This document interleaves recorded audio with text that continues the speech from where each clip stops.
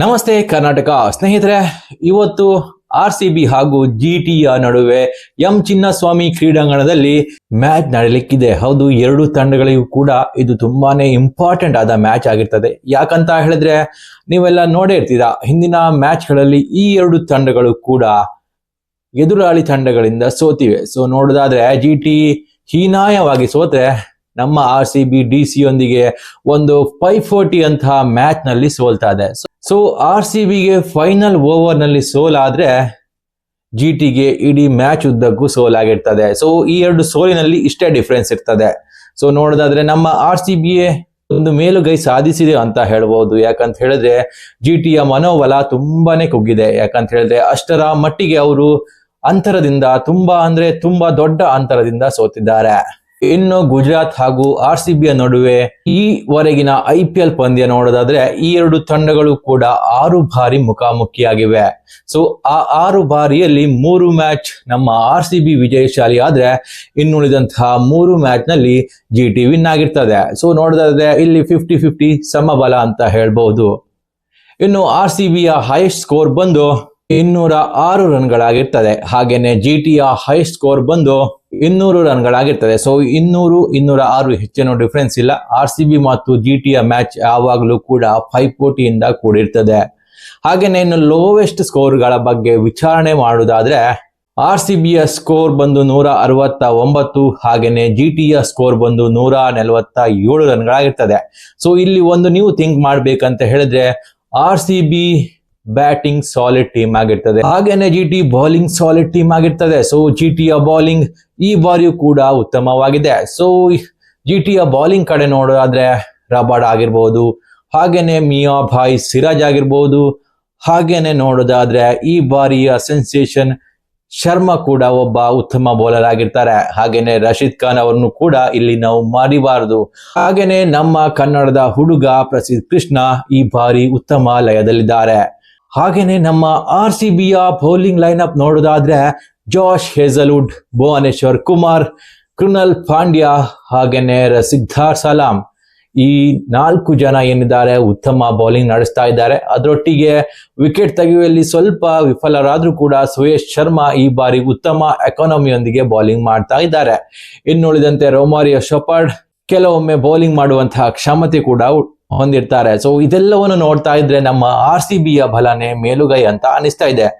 RCBಯ batting ನಲ್ಲಿ Philip salt ಒಂದೆರಡು match ಚೆನ್ನಾಗಿ ಆಡಿದ್ರು, ಬಟ್ ಕೆಲವೊಂದು ಮ್ಯಾಚ್ ಗಳಲ್ಲಿ ಅಷ್ಟೊಂದು ಉತ್ತಮ ಪ್ರದರ್ಶನ ಕೊಡಕ್ಕಾಗಿಲ್ಲ. ಬಟ್ ವಿರಾಟ್ ಕೊಹ್ಲಿ, ದೇವದತ್ತ ಪಡಿಕ್ಕಲ್, ಹಾಗೇನೆ ರಜತ್ ಪಾಟಿದಾರ್ ಇವರು 3 ಜನ ಕೂಡ ಉತ್ತಮ ಫಾರ್ಮ್ ನಲ್ಲಿದ್ದಾರೆ.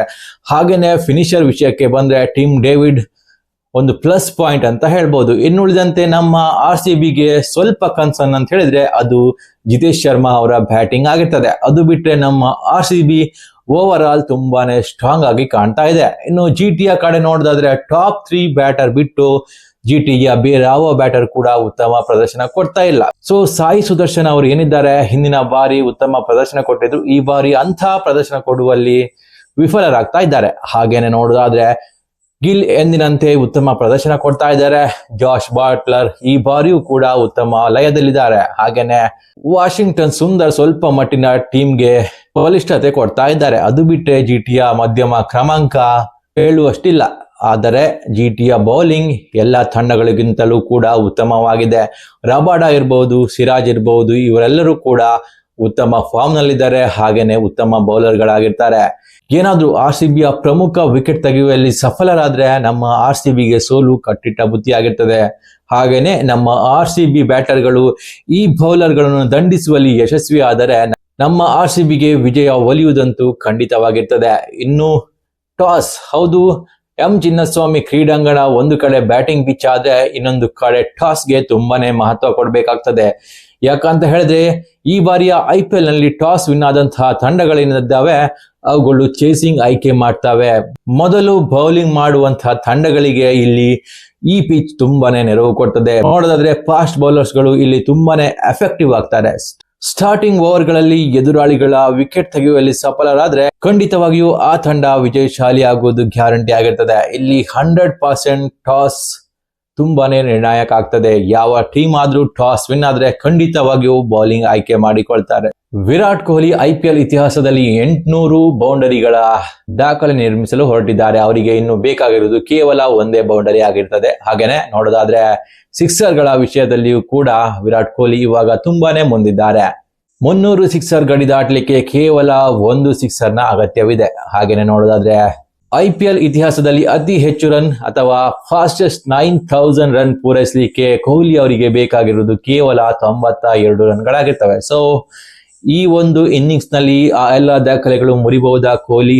ಸೊ ಎಲ್ಲದಕ್ಕೂ ಕೂಡ ನಾವು ಕಾದ್ ನೋಡ್ಬೇಕಾಗ್ತದೆ. ಯಾಕಂತ ಹೇಳಿದ್ರೆ ಸಂಜೆಯ ವೇಳೆಗೆ ವಿರಾಟ್ ಕೊಹ್ಲಿ ಅವರ ಬ್ಯಾಟಿಂಗ್ ನಿಂದ ರನ್ ಮಳೆ ಬಂದ್ರೆ ಈ ಎಲ್ಲ ದಾಖಲೆಗಳು ಸೃಷ್ಟಿಯಾಗುವುದು ಖಚಿತವಾಗಿರ್ತದೆ. ಸೊ ನೋಡೋದಾದ್ರೆ ಎರಡೂ ತಂಡಗಳಿಗೂ ಕೂಡ ಇದು ತುಂಬಾನೇ ಇಂಪಾರ್ಟೆಂಟ್ ಮ್ಯಾಚ್ ಆಗಿರ್ತದೆ. ಒಂದ್ ವೇಳೆ RCB ಗೆದ್ರೆ 2ನೇ ಸ್ಥಾನಕ್ಕೆ ಇರ್ತದೆ. ಹಾಗೇನೆ GT ಗೆದ್ರೆ ಕೆಲವೊಂದು ಸ್ಥಾನಗಳ ಲಾಭವಾಗುವುದಂತೂ ಖಂಡಿತವಾಗಿರ್ತದೆ. ಸೊ ನೋಡೋಣ ಯಾರು ವಿನ್ ಆಗ್ತಾರೆ ಅಂತ. ಒಂದ್ ವೇಳೆ ನಿಮ್ಗೆ ಈ ಮಾಹಿತಿ ಇಷ್ಟವಾದ್ರೆ ಖಂಡಿತವಾಗಿಯೂ ಲೈಕ್ ಮಾಡಿ, ಹಾಗೇನೆ ಸಬ್ಸ್ಕ್ರೈಬ್ ಮಾಡೋದಂತೂ ಮರಿಬೇಡಿ. ನಮಸ್ಕಾರ.